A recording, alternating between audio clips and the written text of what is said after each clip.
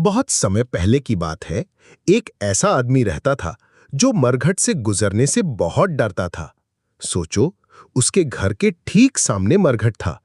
मरघट से निकलना तो उसके लिए रोजाना की मजबूरी थी, क्योंकि घर वहीं था। मगर डर ऐसा कि सुनने वाले भी कांप जाए। वो इतना घबराता था कि रात को घर से बाहर निकलना तो दूर की बात, सांझ को घर लौटते वक्त भी कांपता हुआ आता था।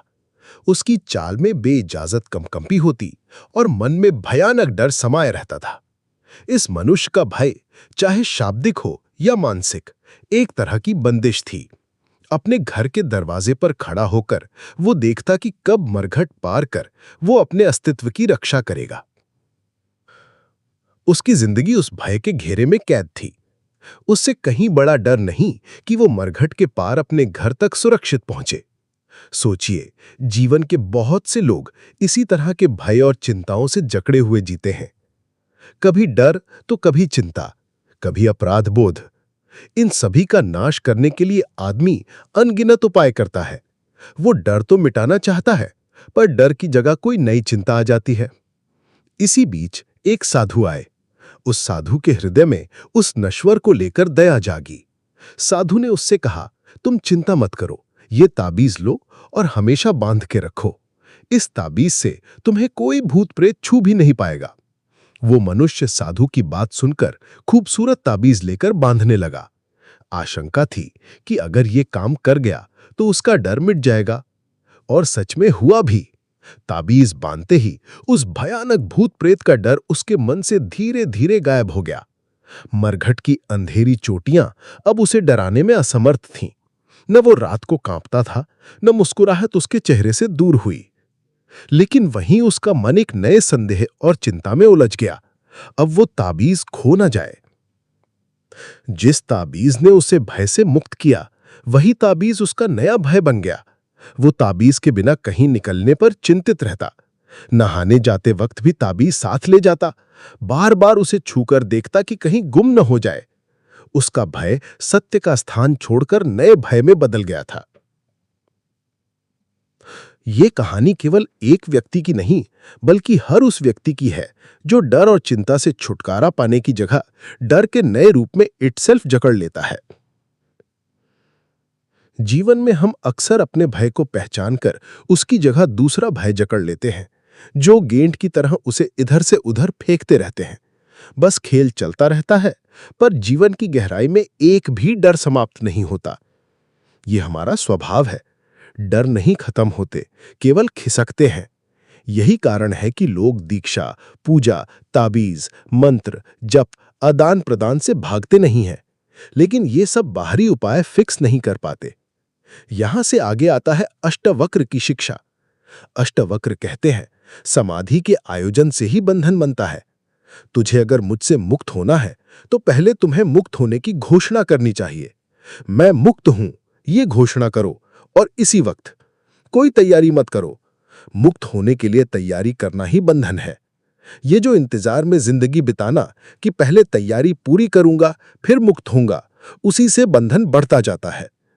असली आजादी तब मिलती है जब अब इस वक्त ही बता दो कि तुम मुक्त हो, स्वतंत्र हो। ये घोषणा इतनी सरल और सहज है कि उसे ढूंढने की जरूरत नहीं। लोग समझते हैं कि मुक्ति एक कठिन उपलब्धि है, एक ऐसा शिखर जिसे चढ़ना कोई आसान नहीं। पर अष्टवक्र कहते हैं कि यह सबसे सरल है। यदि तुम कह दोगे कि मैं मुक्त हूं, तो तुम मुक्त हो जाओगे। जितनी शक्ति और तत्परता से इस घोषणा में विश्वास करोगे, उतनी ही जल्दी भय और बंधन दूर हो जाएंगे।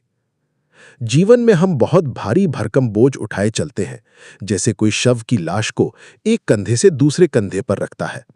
थोड़ा आराम मिलता है, फिर दूसरा कंधा दुखने लगता है और बोझ उसी कंधे पर स्थानांतरित कर दिया जाता है। ऐसा कर हम कई जन्मों से जकड़े हुए हैं। असली विश्राम तब मिलेगा जब पूरी तरह से बोझ को नीचे रखा जाएगा। इसीलिए अष्टवक्र बार बार कहते हैं, छोड़ो ये मृतक का बोझ, मुक्त होने की घोषणा करो। ये घोषणा जीवन बदलने वाली है। इससे बड़ा कोई उपहार नहीं। भारत ने दुनिया को ऐसी अनमोल घोषणाएं दी हैं। जैसे मंसूर ने कहा, अनल हक, मैं सत्य हूं। उन्हें मार डाला गया क्योंकि उनके शब्द मानवीय सीमाओं से परे थे। लेकिन हमारे ऋषि मुनि, उपनिषदों के ज्ञानी लोगों ने इसे स्वीकारा और इस सत्ता को जीवित रखा। अहम ब्रह्मास्मि, ये वो घोषणा है जिसने लाखों दिलों को जगाया। स्वयं की महानता और ब्रह्म की अनुभूति, एक ऐसी शक्ति जो संपूर्ण जगत में व्याप्त है। बड़ा प्रोक्लेमेशन करो, क्योंकि जो विश्वास करोगे वैसा ही तुम्हारा जीवन बदलेगा। इस घोषणा में भीड़ की राय या संबंधित सामाजिक विचारों की चिंता नहीं करनी। एक छोटी कथानक है कि एक ब्राह्मण बकरी लेकर बाजार गया। कुछ लोग उसे कुत्ता बोलने लगे और उसे भ्रमित करने की कोशिश की, मगर ब्राह्मण ने दृढ़ता से कहा कि यह बकरी है। उसने खुद को इस भ्रम से बाहर रखा। यह दिखाता है कि लोगों की थोपी हुई विश्वास, सामाजिक मान्यताएं कितनी जल्दी हमारी वास्तविकता को प्रभावित कर देती हैं। अपनी पहचान दूसरों के शब्दों से निर्धारित मत होने दो, अपनी सच्चाई की दृढ़ता करो।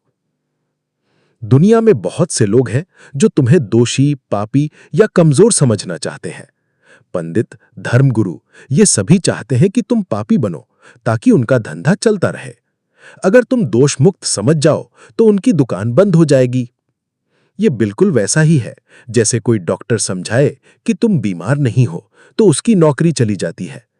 परंतु सच्चाई ये है कि तुम बुद्धिमान और स्वस्थ हो, पाप मुक्त हो, मुक्त हो। इसीलिए डॉक्टर के पास तब जाना चाहिए जब पूरी तरह ठीक हो, तब भी वो कभी ना कभी बीमारी ढूंढ ही निकालते हैं। यही समाज का खेल है। अष्टावक्र कहते हैं कि तुम निरपेक्ष, अपेक्षा रहित, निर्विकार, स्वनिर्भर, चिताघन, अपरिमित, बुद्धि और शांति के स्वरूप हो। तुम्हारी एकमात्र भलाई साक्षी भाव यानी गवाही देने वाली दृष्टि है। ये निष्ठा पर्याप्त है, इससे बड़ी कोई साधना या श्रद्धा आवश्यक नहीं।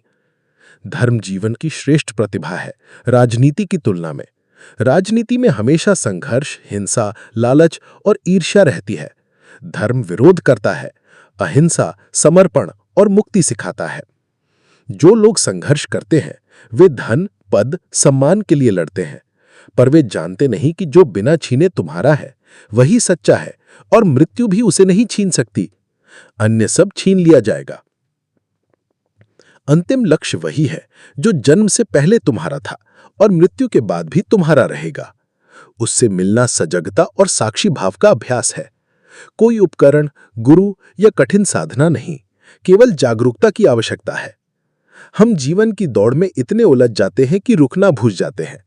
जब थक कर बैठो तो लोग सोचते हैं कि हार गए, पर सच ये है कि रुकने से ही सच्चा विश्राम और परमात्मा प्राप्त होता है। अष्टावक्र कहते हैं, कभी कभी बस थोड़े समय बैठो, कुछ मत करो। जैन संप्रदाय के झाजन की तरह जब बस बैठो और मन को स्थिर करो। धैर्य और विश्राम से धीरे धीरे अंधकार में प्रकाश पैदा होता है। ये प्रकाश ऐसा है जैसे सूरज की तेज धूप से आए और धीरे धीरे अंधेरे में अपनी आंखों को ढालकर प्रकाश को महसूस करना। कुछ समय लगेगा, पर यह अंतत में तुम्हारे भीतर कविता करेगा। आखिरकार तुम्हें बड़ी घोषणा करनी है, मैं शुद्ध चैतन्य स्वरूप हूं। तुम्हारी ऊर्जा, तुम्हारा विश्वास, तुम्हारा जीवन ये तय करेगा कि तुम किस रूप में प्रकट हो। 1029 से 5000 शब्द की इस गहन कथा में यही संदेश दोहराया गया है कि सभी बंधनों को तोड़ो, भय से मुक्त हो जाओ और अपनी आत्मा की वास्तविक पहचान को स्वीकार करो। कोई तैयारी नहीं, केवल घोषणा, सजगता और विश्राम। अब जो भी व्यक्ति इस कथा को सुनता है वो अपने भीतर के उस प्रकाश को खोजे जो जन्म और मृत्यु से परे है। इसी साधना में मुक्ति और शांति छिपी है।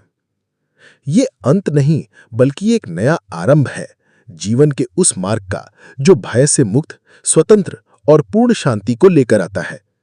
ये विस्तृत, प्रवाहपूर्ण कथा अष्टवक्र के शिक्षाओं, उपदेशों और अनेक उदाहरणों के माध्यम से मनुष्य की भीतरी लड़ाई को दर्शाती है और मुक्ति के सहज, सरल, तत्काल उपाय को उद्घाटित करती है।